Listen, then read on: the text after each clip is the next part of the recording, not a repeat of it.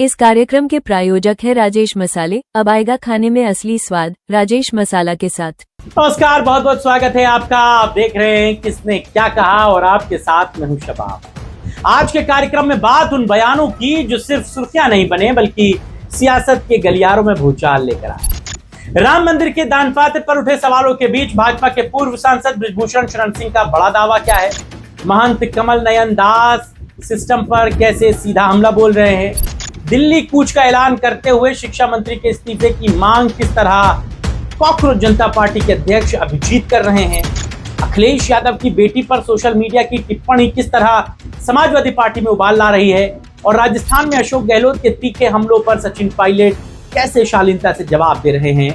आज एक एक बयान का राजनीतिक मतलब समझेंगे, क्योंकि राजनीति में सिर्फ घटनाएं नहीं होती, बयान भी भविष्य की राजनीति तय करती है। तो चलिए शुरू करते हैं किसने क्या कहा।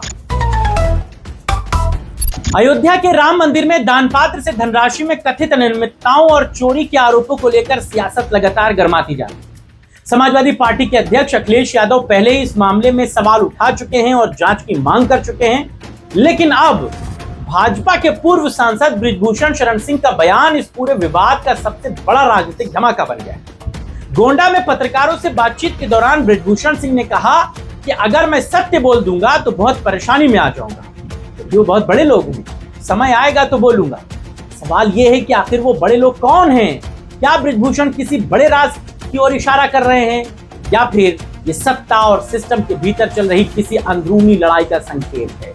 फिलहाल जवाब किसी के पास नहीं है, लेकिन इतना जरूर है कि बयान ने पूरे मामले को और गंभीर बना दिया। सुनिए क्या कहा बृजभूषण शरण सिंह। जी, आपका अयोध्या से बोल लगा रहता है, अक्सर आप जाते हैं, तो यहाँ पे जब भगवान के दान पात्र चोरी हो जा रहा है, कितना गंभीर प्रकरण है। देखिए, अगर मैं सत्य बोल दूंगा तो बहुत परेशानी में आ जाऊंगा, क्योंकि वो बहुत बड़े लोग हैं। तो सत्य बोलने की हिम्मत अभी हमारी नहीं है, कभी समय आएगा तो बोलेंगे। और इन सब के बीच राम मंदिर विवाद में अब संत समाज की तरफ से भी नाराजगी दिखने लगी। श्री राम जन्मभूमि ट्रस्ट के अध्यक्ष महंत नित्य गोपाल दास के उत्तराधिकारी महंत कमल नयन दास ने जांच व्यवस्था पर ही सवाल खड़े कर दिए। महंत कमल नयन दास ने कहा कि जांच करने वाले खुद बेईमान हैं।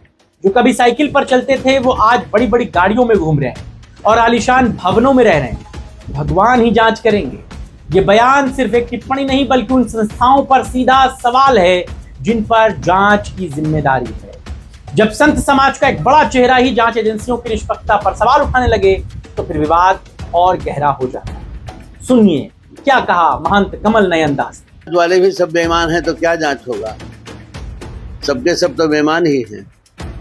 कौन दूध का धोया है? ये जो हल्ला मचा रहे हैं ये लोग दूध के धोए हैं। जांच कौन करेगा?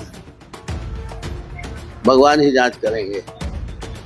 जो बेचारे रिक्शे पर नहीं साइकिल पर चलते थे वो आज बड़ी बड़ी गाड़ियों पर चल रहे हैं, बड़े बड़े मकान बन गए। अब किसका किसका नाम मैं गिनाऊं?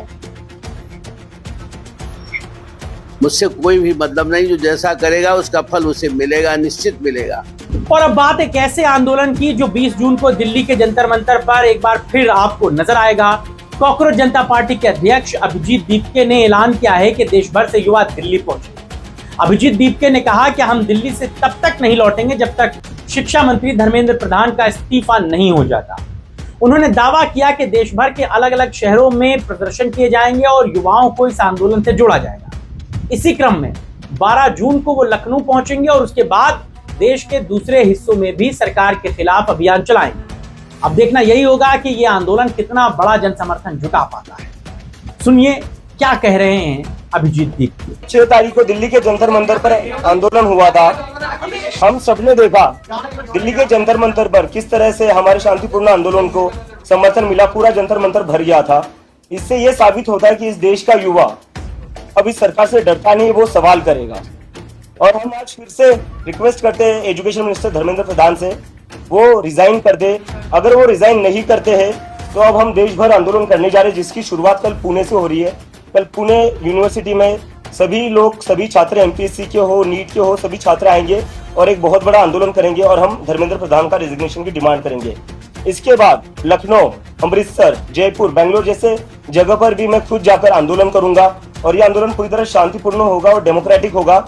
और इसके बाद भी अगर धर्मेंद्र प्रधान रिजाइन नहीं करते हैं तो हम सब इस देश के युवा दिल्ली में फिर से 20 तारीख को जंतर मंतर पर आएंगे और धर्मेंद्र प्रधान का रेजिग्नेशन लिए बिना नहीं लौटेंगे। बात अब उस बयान की जिसने उत्तर प्रदेश की राजनीति में नया विवाद खड़ा कर दिया। समाजवादी पार्टी के अध्यक्ष अखिलेश यादव की बेटी को लेकर सोशल मीडिया पर की गई कथित आपत्तिजनक टिप्पणी पर सपा कार्यकर्ताओं का गुस्सा फूट पड़ा। सैकड़ों कार्यकर्ताओं ने हजरतगंज कोतवाली पहुंचकर आरोपियों के खिलाफ कड़ी कार्रवाई की मांग की। लेकिन मामला तब और संजीदा हो गया जब खुद अखिलेश यादव ने मीडिया में अपनी नाराजगी जाहिर की। अखिलेश यादव ने कहा, हमारी बेटी के खिलाफ बोलने की ताकत किसने दी? ये ताकत बीजेपी देती है। अगर मुख्यमंत्री जी के परिवार के खिलाफ कोई बोल दे तो क्या होगा? दूसरे के परिवार के खिलाफ बोला जा रहा है और वो चुप है। इस बयान के बाद राजनीतिक आरोप प्रत्यारोप का दौर तेज हो गया है। सवाल अब सिर्फ सोशल मीडिया पोस्ट तक नहीं रह गया बल्कि राजनीतिक मर्यादा और व्यक्तिगत हमलों का भी बन गया है। क्या कह रहे हैं अखिलेश यादव, जरा सुनिए। क्या भारतीय जनता पार्टी उनके घर परिवार नहीं है तो वो क्या इसी घर परिवार के बारे में बोलेंगे? क्या वो हमारे परिवार के बारे में बोलेंगे, हमारी बेटी के बारे में बोलेगी? ये किसने आजादी दी? किसकी ताकत पे वो बोल रही है? वो ताकत बीजेपी ने दी है, बीजेपी बुलवाती है। अगर मुख्यमंत्री जी का परिवार नहीं है तो दूसरे के परिवार पे अगर बोला जा रहा है तो वो चुप बैठे हैं, वो खुश हो रहे हैं इस बात को लेकर। वो भारतीय जनता पार्टी के लोग जो शब्द लिख रहे हैं, क्या वो लिखने चाहिए शब्द उनको? अब रुख करते हैं राजस्थान की राजनीति का, जहां एक बार फिर पुराने राजनीतिक घावों पर चर्चा तेज हो गई है। पूर्व मुख्यमंत्री अशोक गहलोत के तीखे बयानों के बाद कांग्रेस नेता सचिन पायलट ने प्रतिक्रिया दी, लेकिन पायलट ने टकराव के बजाय संयम का रास्ता चुना। उन्होंने कहा, मेरा व्यक्तिगत झगड़ा किसी से नहीं है, मैं बहुत संभल कर बोलता हूं। राजनीति में मतभेद हो सकते हैं लेकिन व्यक्तिगत रिश्तों को उस नजरिए से नहीं देखना चाहिए। राजनीतिक जानकार इसे पायलट की परिपक्व राजनीति और भविष्य की रणनीति के रूप में देख रहे हैं। जहां गहलोत आक्रामक हैं, वहीं पायलट खुद को संयमित और संगठन केंद्रित नेता के रूप में पेश कर रहे हैं। क्या कहा सचिन पायलट ने, जरा सुन लीजिए। मैं फिर कह रहा हूं, मेरा व्यक्तिगत झगड़ा किसी से नहीं, और आप सब जानते हो मैं बहुत संभल के बोलता हूं, क्योंकि मुंह से जो एक बार बात निकल गई वापस नहीं आती। इसलिए संघर्ष जरूरी है, सच्चाई के साथ खड़ा होना जरूरी है, लेकिन और जो जरूरी है संयम जरूरी है, संतोष जरूरी है, सम्मान देना जरूरी है। तो आज के किसने क्या कहा में हमने देखा राम मंदिर विवाद पर ब्रजभूषण का रहस्यमय बयान, महंत कमल नयन दास का सिस्टम पर हमला, दिल्ली कूच का ऐलान, अखिलेश का गुस्सा और सचिन पायलट का संयम। राजनीति में बयान सिर्फ शब्द नहीं होते, कई बार वही आने वाले राजनीतिक घटनाक्रम की पटकथा भी लिखते हैं। फिलहाल आज के लिए बस इतना ही। पूरी टीम को दीजिए इजाजत। कल फिर कुछ नए बयानवीरों के साथ आपके बीच में रहूंगा। अभी के लिए इजाजत दीजिए। इस वीडियो को बनाने में मदद की हमारे सहयोगी सुशील कुमार ने।